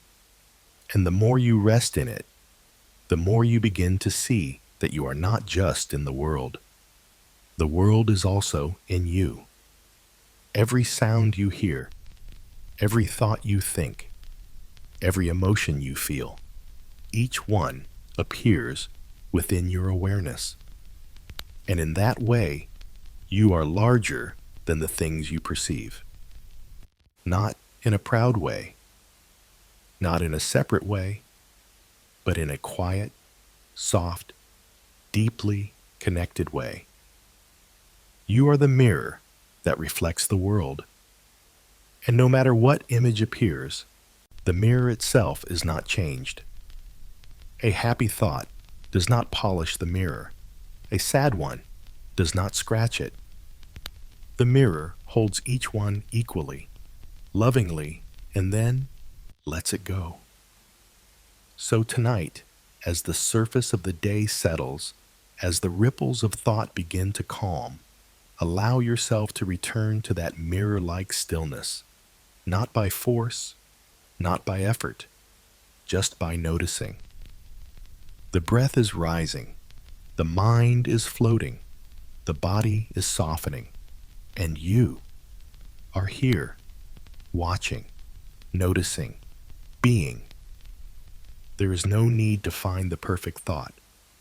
There is no need to hold on to anything. You are not here to fix.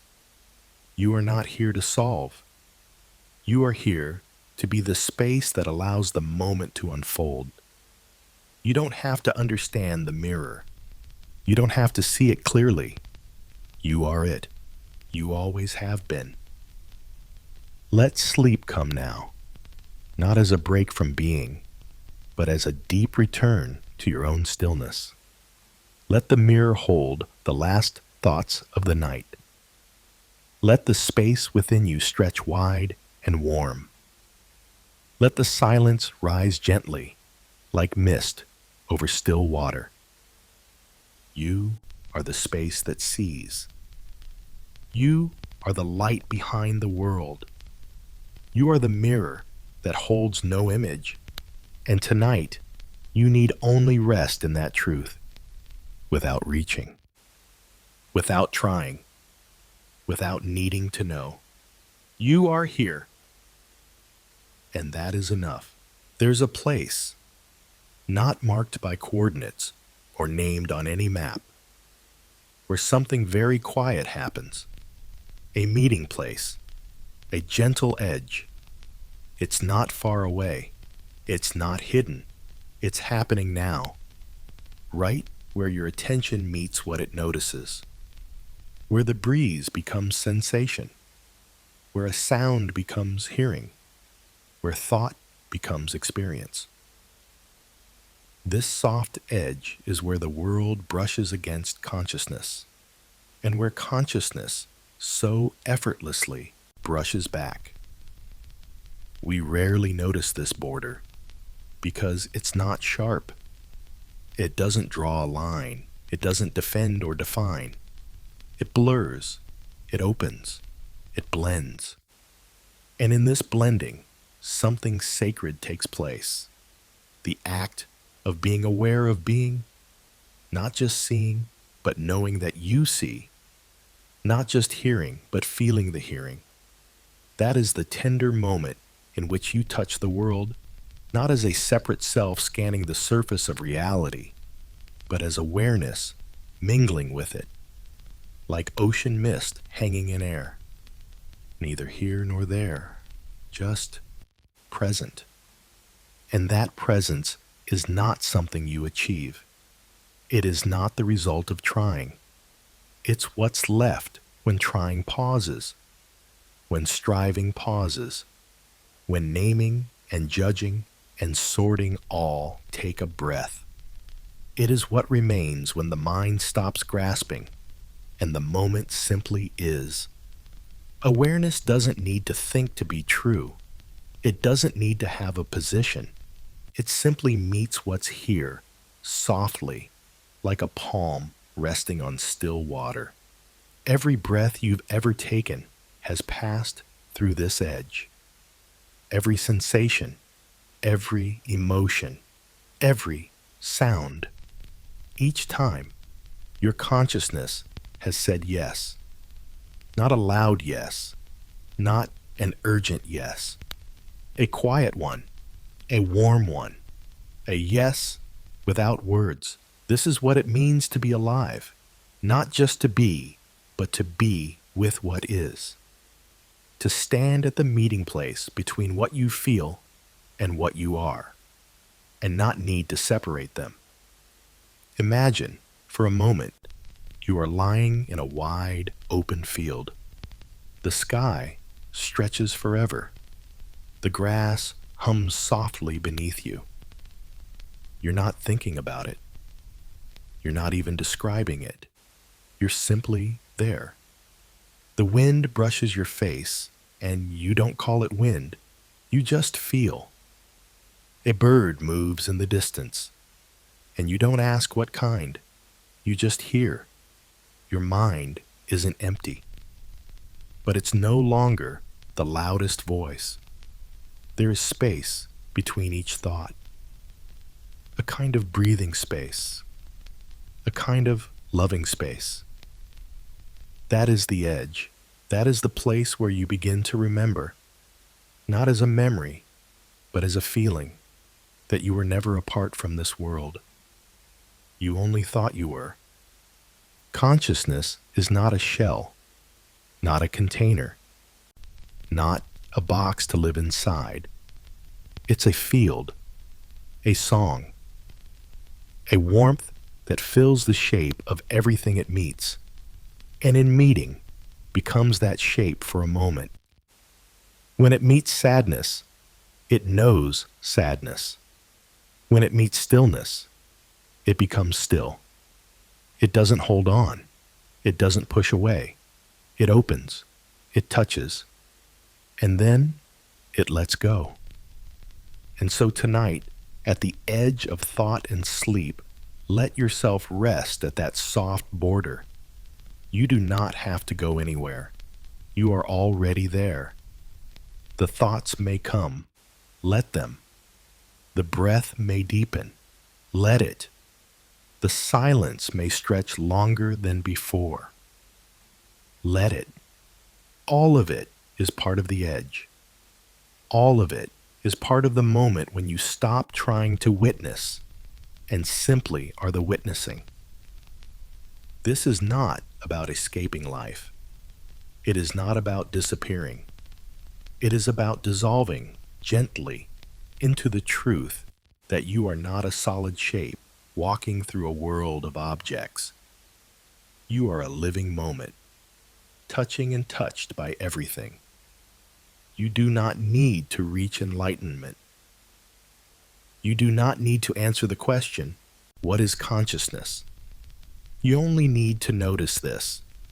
You are here, and everything else is here with you. Breath, stillness, the gentle weight of your body, the way the air feels against your skin, the way this sentence ends, the way sleep arrives, let it come. You are not at the edge. You are the edge. And it is the softest, most beautiful place to rest. Feel your body now, its weight against the bed, the rise and fall of breath, the slight warmth where the blanket meets skin. All of this feels familiar, tangible, close. We move through life with this body. We carry it, feed it, dress it, rest it, protect it. And for most of our waking hours, we think of ourselves as it. I am tired. I am hungry. I'm cold. I am here. But what if the body is not the container of consciousness, but simply one of its shapes? What if the body is not the source of awareness, but a lens through which awareness is temporarily focused? You may never have asked this out loud, But some quiet part of you has wondered, where does I begin? And where does it end? You can point to your hand and say, that's mine. You can feel your chest rise and say, that's me. But what about the thoughts that come without asking? What about the sudden feelings that seem to arrive from nowhere? What about the voice in your head that speaks like you, but sometimes surprises you? And deeper still, what about the part that watches all of that? Not the body, not the thoughts, not the feelings, the watcher, the space that sees. That space, your awareness, has no edges. You can't find its borders. It doesn't end at the skin. It doesn't stop where the breath stops. When you close your eyes and turn attention inward, you may feel like you're going deeper into yourself. But what you're actually doing is becoming less confined. Not smaller, but wider. Not limited, but open. Not a person in a room, but a room with no walls. Think about this. Your body changes constantly. It grows, it heals, it weakens, it transforms. Cells die, cells regenerate, but awareness does not change. You are not the same body you were 10 years ago, yet something in you feels just as present, just as here. That something has seen everything, not from behind your eyes, but from somewhere deeper. Somewhere that doesn't move when you move. Somewhere that doesn't disappear when you close your eyes or fall asleep or forget where you are for a moment. Some people describe this awareness as the soul. Others call it spirit. Some describe it in purely natural terms. Consciousness as a function of life itself, as inseparable from the universe as light is from the sun. But whatever name you give it, the feeling is the same. You are more than what you appear to be. Not in an abstract way, in the most intimate way. You are not just the one who breathes. You are the one who knows it is breathing. And that knowing is not bound by shape or size or form. Even now, lying still, that knowing is here. Watching, listening, feeling, holding. Not the muscles, not the bones, but the awareness that contains them. The awareness that will remain when the mind stops thinking. The awareness that remains even when the dream dissolves. And when the body grows old, when the hands that once moved with strength begin to tremble, when the voice softens, when the movements slow, awareness does not age. It does not shrink. It does not dim. It sees the change. It holds the change. But it does not become the change. That's why, even in grief, there can be peace. That's why, even in pain, there can be stillness. Because awareness is not what hurts. It's what witnesses the hurting, with gentleness, with love, with infinite patience. It doesn't try to fix. It simply stays. So tonight, as you begin to slide into sleep, know this: you are not the weight of your body. You are not the flicker of your thoughts. You are not the rhythm of your heart. You are the space that welcomes them all. You are the room in which they come and go. Let go now, not of the body, but of the idea that you are only the body. Let the breath be soft. Let the skin be warm. Let the heart slow.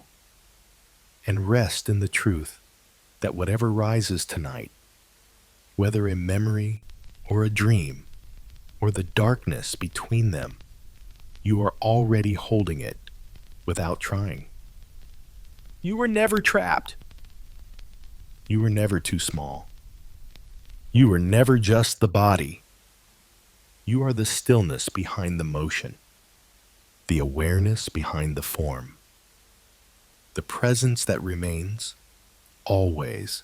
Take a moment now and notice you are aware.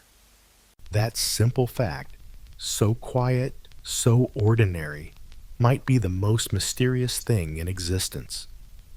You are aware of this sentence, of your breath, of the soft hum of the room, of the thought that just passed. You are not simply experiencing the world, you are aware of the experience, and somehow you know that you know. That strange doubling, being and knowing you are being, is the miracle you live inside every moment. And it's so familiar, we forget how impossible it should be. Because how does anything know itself? A rock does not know it is hard. A flame does not know it is warm. A river does not know it is flowing. But you are something different. You know. You are not only the light shining into the world, you are the light that knows it's shining. Where does that knowing come from?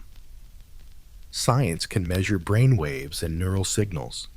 It can describe how information flows, how the senses carry data, how neurons fire in endless, elegant chains.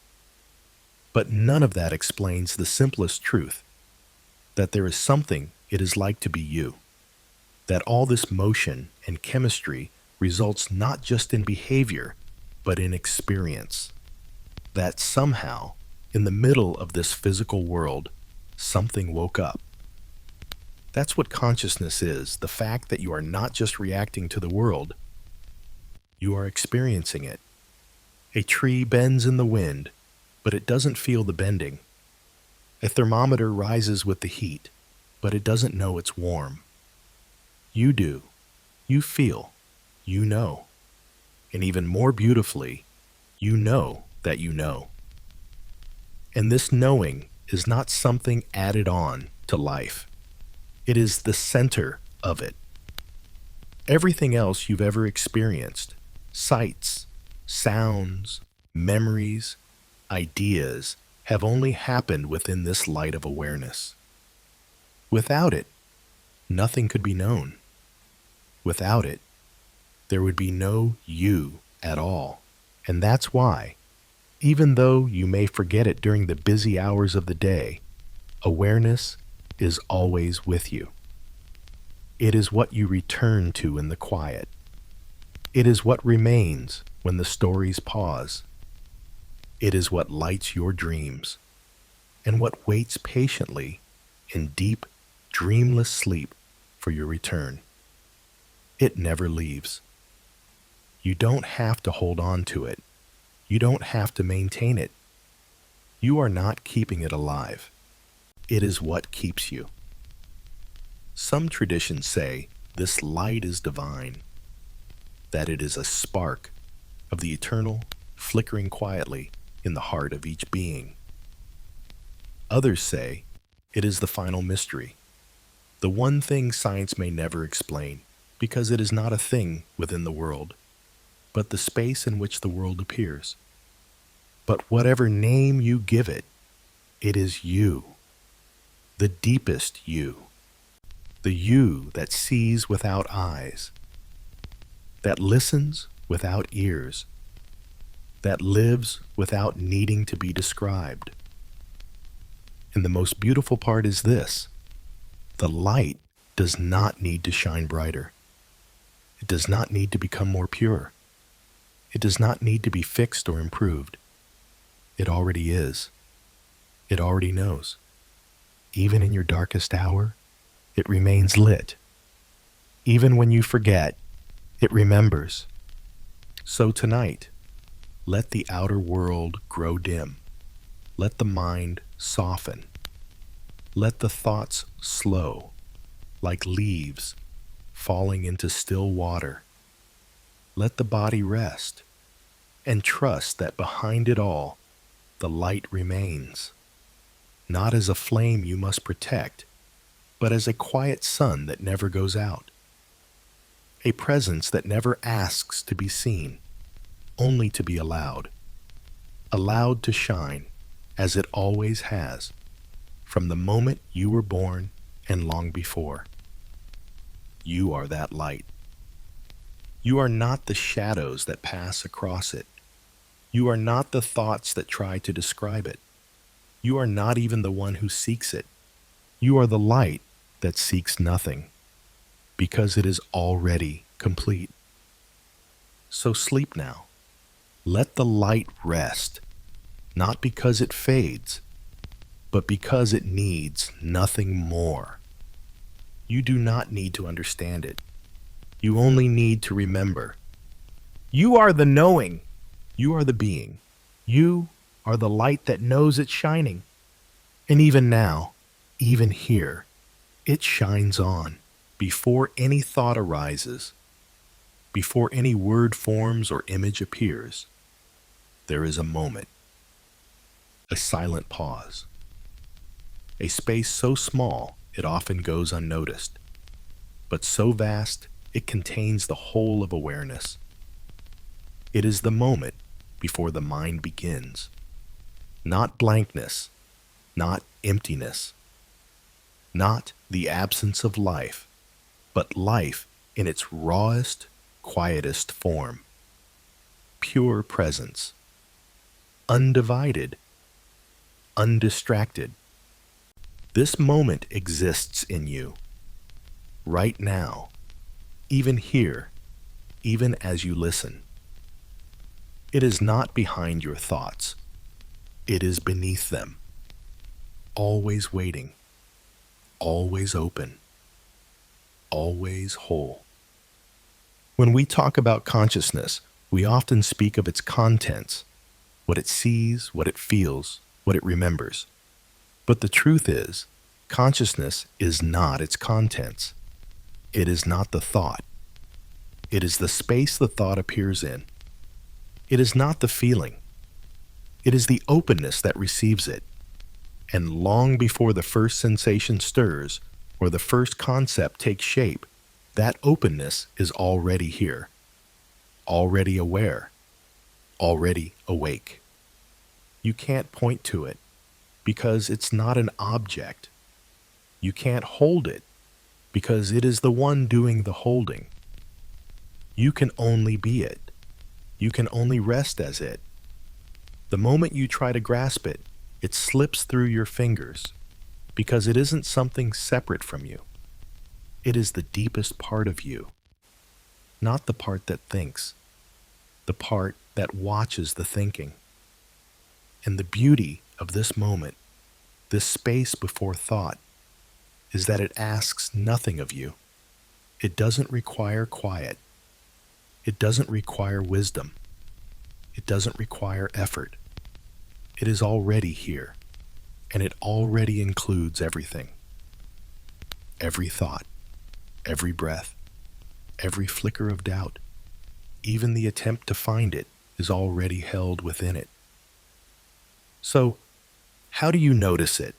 You don't chase it. You don't strain.